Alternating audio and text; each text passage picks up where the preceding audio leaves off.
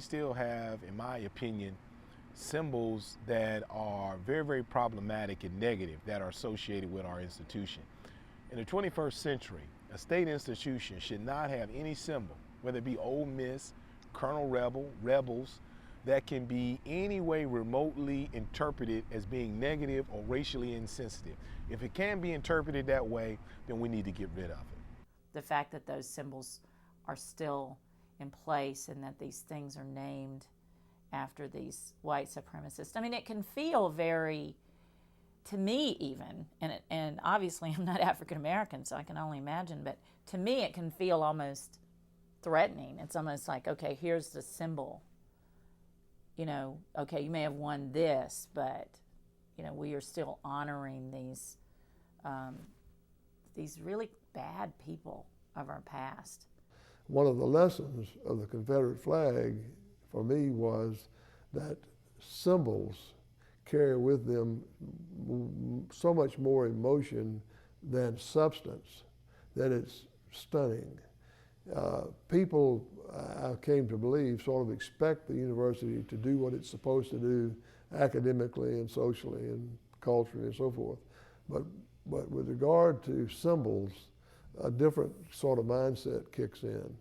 And perfectly rational people are not capable of having a rational conversation about something like a mascot.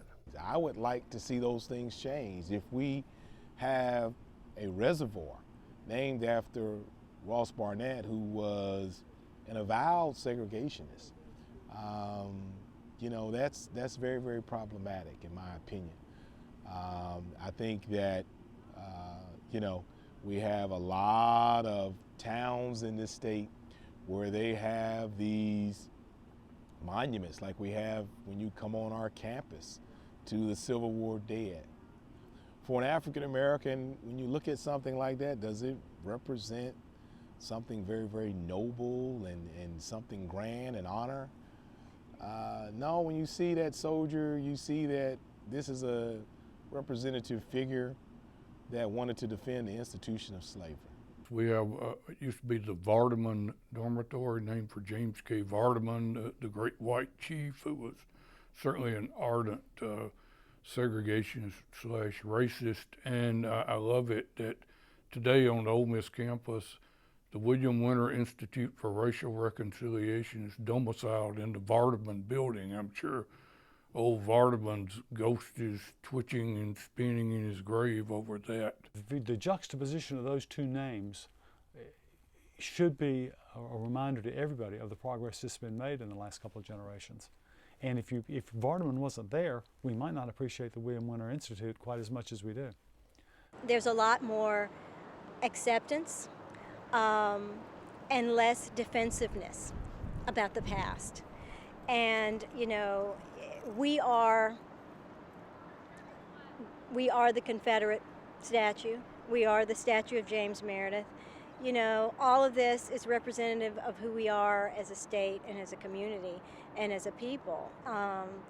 And I think, you know, it is true what Faulkner said. If you're going to understand the world, you have to understand a place like Mississippi. Well, I think about David Ray, I think about the shared history that we have in the South and that we have in Mississippi. This contested history that we have in Mississippi, in the South.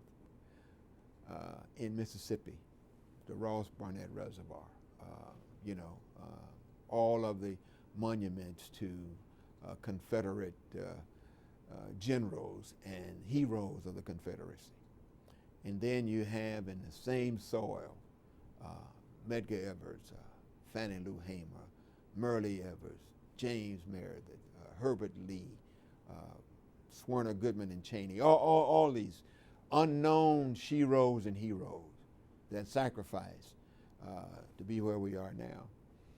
And as a Mississippian who has lived here most of my life, I live with it every day. And I've really come to understand that this history is not going to change. Part of what keeps me here is the conundrum, the hypocrisy, the contradiction. On the one hand, it's a state that has had a turbulent racial history, but it has had also some very, very frank discussions, and it's come to grip and has also wrestled with some significant change. No other state has changed more so than our state. Vermont, New Hampshire, California, Ohio, no other state. And so we're the experts in terms of race and being able to start in one place and move to another place in terms of being able to make progress. Who really should own the mascot? My mind is it's the students, because I think school spirit is a student property. And the 4 years you're here as a student, you own it. And then when you're out, the next crowd owns it. And so my group loved 56 or 60.